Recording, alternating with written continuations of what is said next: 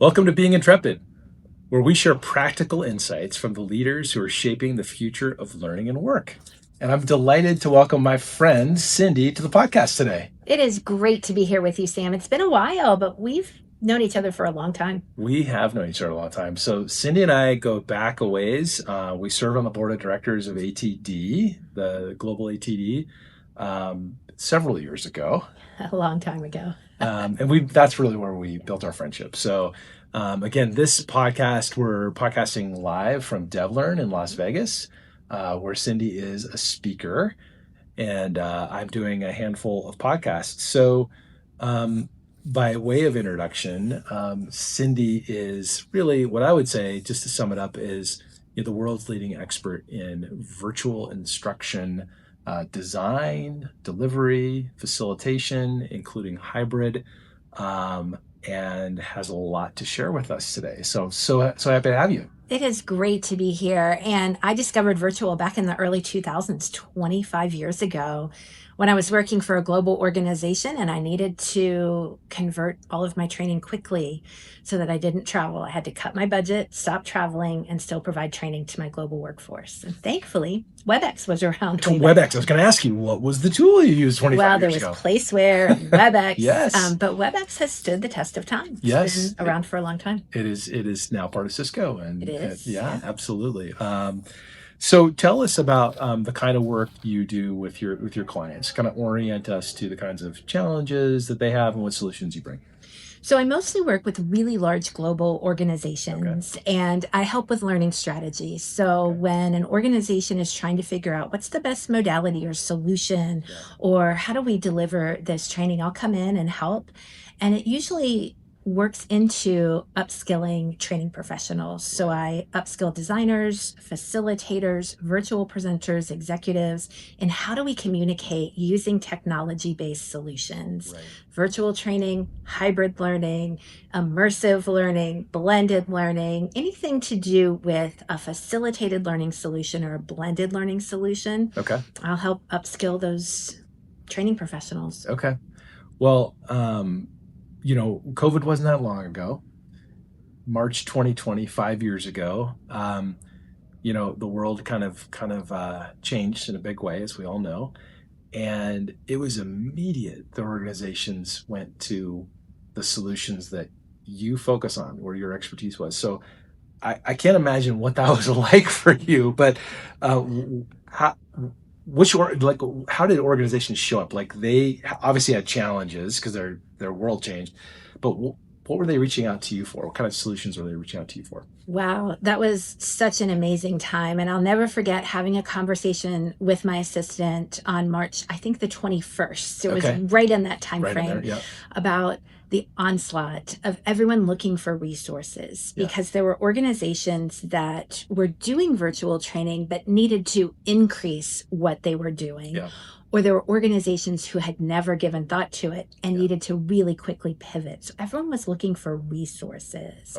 They were looking for, how do I take this 3-day class that I have on my schedule next week and still deliver it, because we have client needs, or we have customer needs, or we have still needs to meet.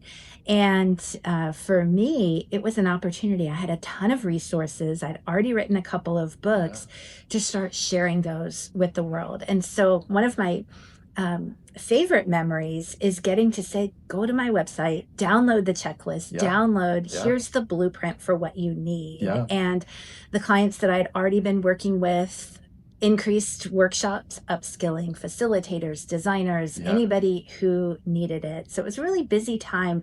At the same time, I like to think that we had positive impact for organizations who still needed to reach their employees who had gone remote or were around the world. What do you think organizations learned from that experience? I'm just curious. It's a really good question. My mind immediately goes to what still wasn't learned. What did they screw up? Well, you know, and I know, and our listeners know, that telling ain't training, right? That famous ATD press book. And if we're going to take an interactive 3-day in-person program or whatever length it is and move it online and turn it into a lecture, people are going to tune out. And back in 2020 and even 2021, the quick pivot, you gave people a pass. Everyone was trying as hard as they could to just do what they could with the resources they had.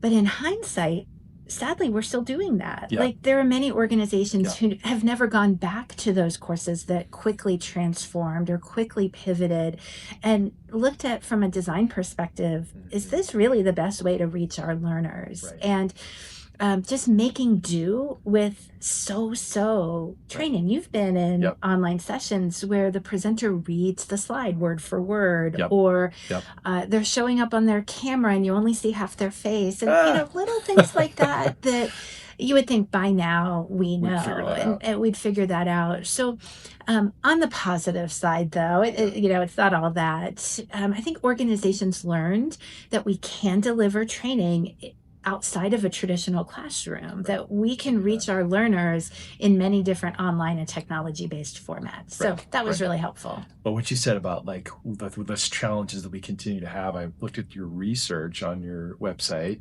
and I think one of the top challenges is just engaging learners, right? Sure. Can because the design is inferior.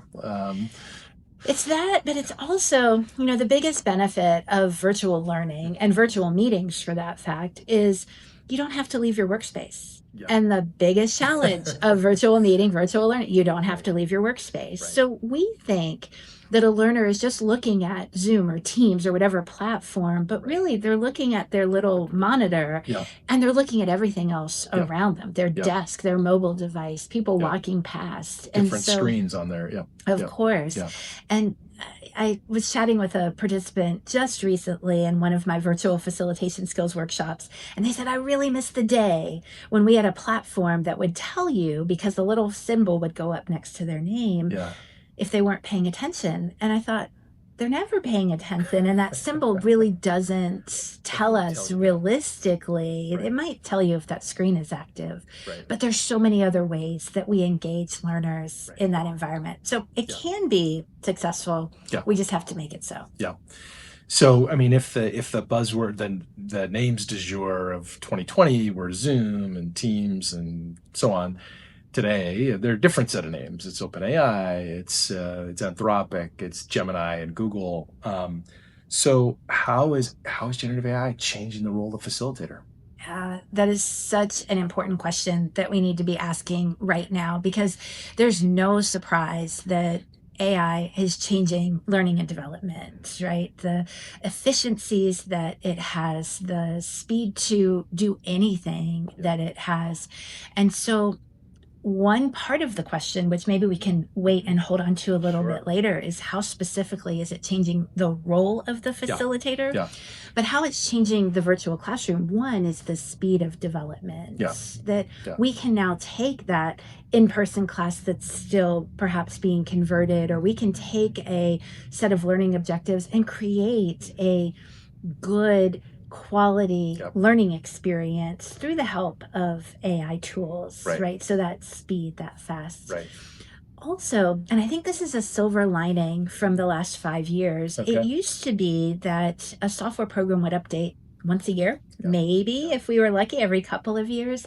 Now the updates are every few weeks. And the speed at development of the tools that's happening, and if one platform adds a tool, the others are going to add it quickly, because we're trying to keep up and the technology is there.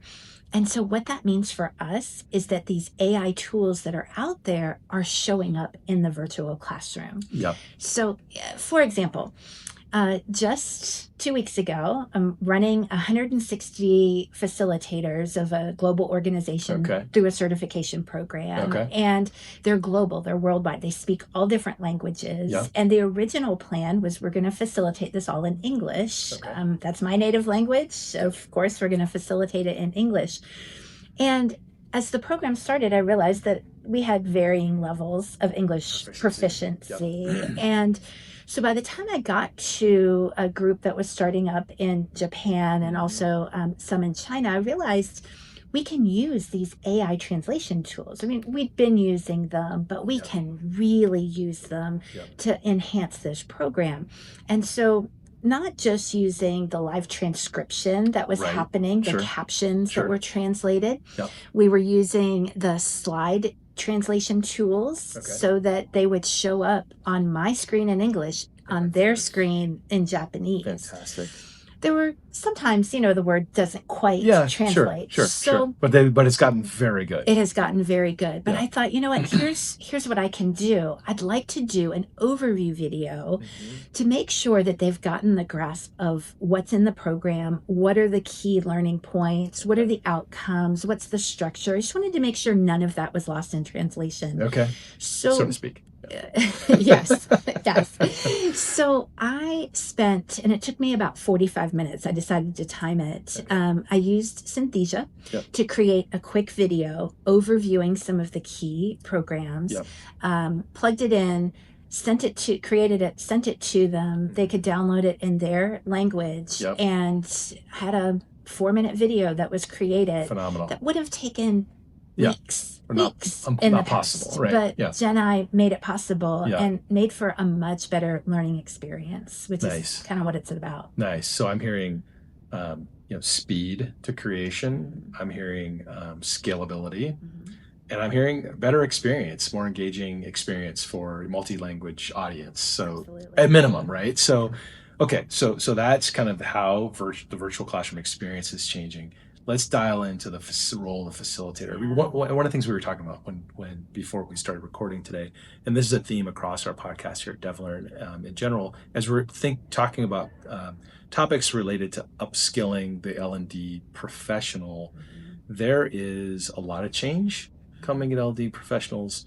L&D professionals are, some are embracing that change. There's quite a bit of fear about this change and what that might mean. So there's a broader context here when we think about how it's impacting the role of the facilitator. So kind of orient us to how is that change showing up for facilitators specifically? I think it's making the facilitator role easier because of the tools that are available. And let's talk broad and also specific. And a really specific example that I can think of is facilitators will tell me all the time, my participants won't turn their cameras on. My participants will be there, but I can't really tell if they're involved because they don't have their camera on. And we know today, if you want to increase your trustworthiness, you're going to turn your camera on. But there's lots of reasons why people don't. And the fact that built into virtual classroom tools now, we have AI-driven avatars where somebody can show up on camera without actually showing their face. They can, and I'm not talking about that talking cat video. Remember that from a few years ago, the lawyer who was the cat, but realistic lifelike avatars. When your mouth moves, the avatar mouth moves. When you blink, the avatar blinks. And by simply teaching participants that you can show up on camera with these social cues using an AI tool without actually revealing your face has increased participants' willingness to show up on camera. And I have one client I work with, more than half my participants are showing up by avatar. I can tell when they walk away because the face goes blank if they check out. But we're getting those social cues and their willingness to participate. That's one small example. Why do you think there's an increased level of interest in participating with the avatars? Why is that? I think it's because if somebody is self-conscious about their appearance, they don't want to show up on camera. Or, of course, some of the research from Stanford and other places, the video fatigue. If they're in back-to-back meetings, watching yourself on camera, it just becomes exhausting. And so you get the benefits of being on camera without actually being on camera. Interesting. So little small thing. But your bigger question is, how is it impacting the role of the facilitator? And one thing we're seeing is a shift to more blended and asynchronous programs where we're seeing more outside of the classroom, which is actually good because we should only be bringing people together for collaboration, conversation, discussion. We don't want to bring people together and lecture at them, right?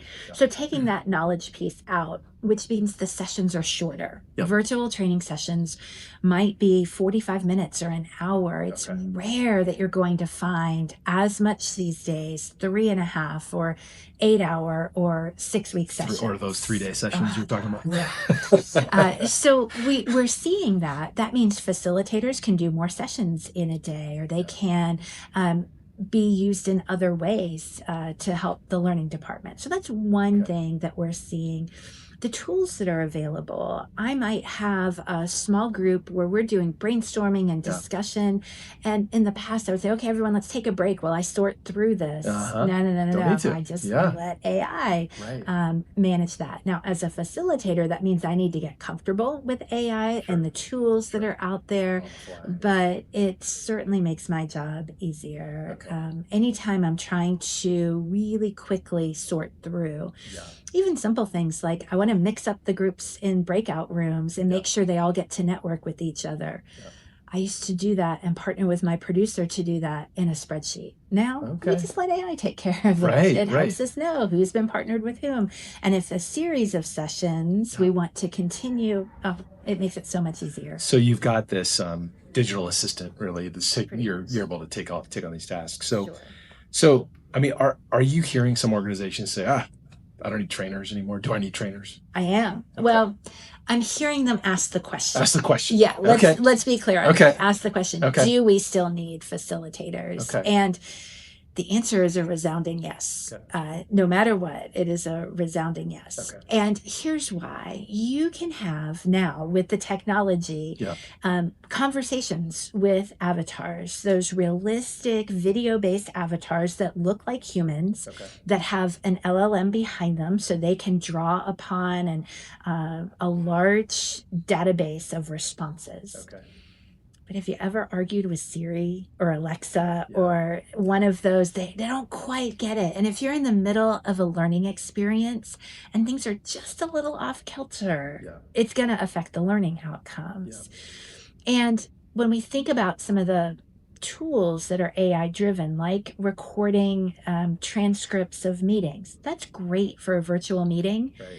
But when I'm a participant who's practicing a conversation or a new skill, I don't want that recorded. I don't trust that. I'm not sure that that's going to give me what I need. And so depending on the circumstance, AI avatars are not necessarily the be all end all. They're a supplement. They're a partner. They're a helper. Great for asynchronous.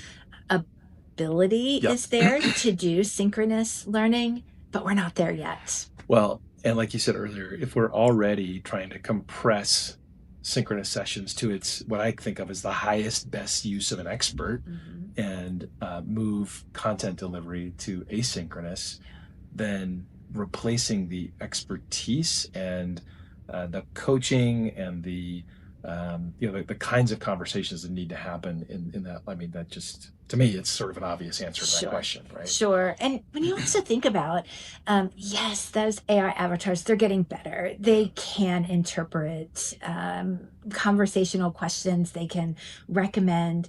But when it comes to the nuance of human conversation, we're listening for what's not being said in addition to what's being said. And in some training rooms, you're looking for that because really skilled facilitators can discern the nuances and help guide conversations and help a group come to consensus, or all the things that a human facilitator does. Avatars can ask questions, but facilitators ask really insightful questions. And so we're not at the point. I don't know that we'll get to the point of eliminating the human out of that conversation.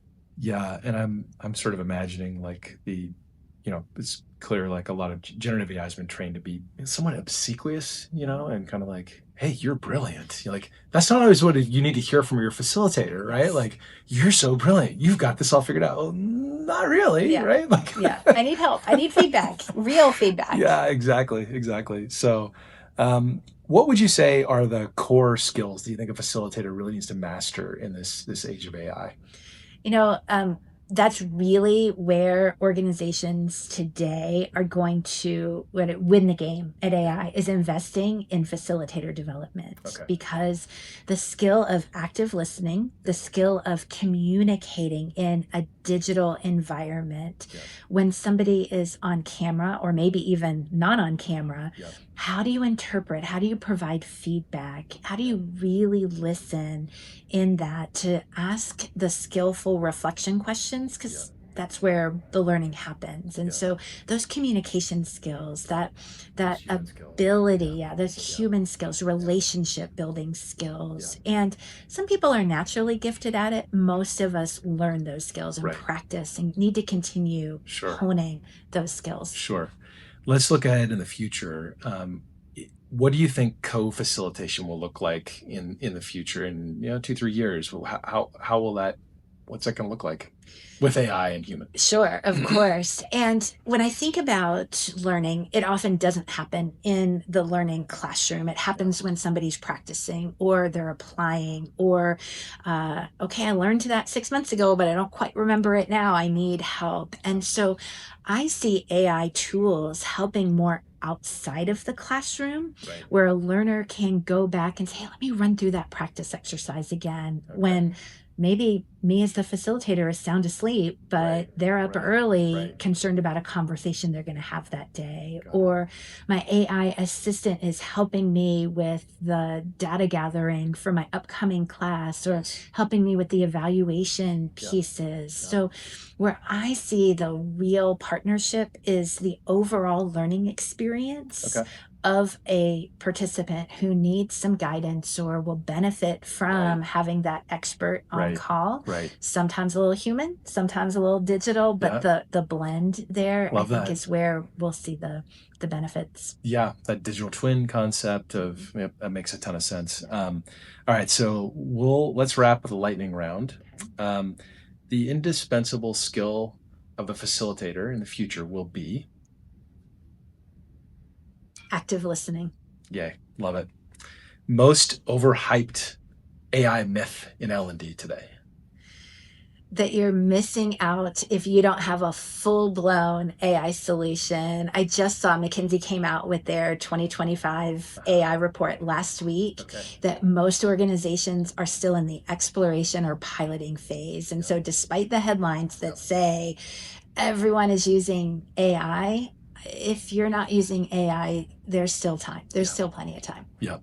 I just read a stat this morning that the big 5 tech companies are spending vastly more than enterprises are actually purchasing in generative AI today. So perhaps there's a future, and they're not overbuilding, but yes. So. I think so. What's one thing that you want to focus on learning in the new year, 2026?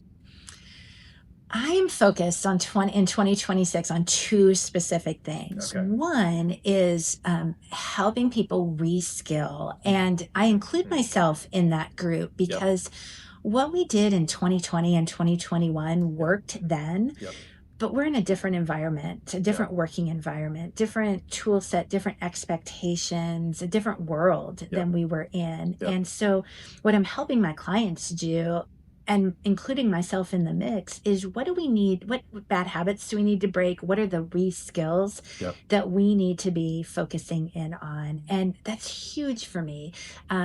Working with, what's that one tweak that we can help that's going to make that 80% difference, right? The Pareto principle, 80-20 rule. Totally. Yeah. And so that reskilling. And so I'm going back, and this is the second half of it, and looking at all of my processes to see where can I be more efficient? Totally. Where can I rely on AI and other tools? What can I let go of that no longer serves? And so I'm doing, I'm calling it my reskill and upskill year. Love it. And I'm looking forward to it. Love it. Love it. That's awesome. That's awesome. And you're going to find all kinds of potential, and then that'll help you as an expert to teach your clients too. So, thank you, Cindy. If our listeners want to learn more about your services, what's the best way they can find out about that? The best way is to go to my website, which is cindyhuggett.com. Send me a note. I have conversations on a weekly basis with people who just want to explore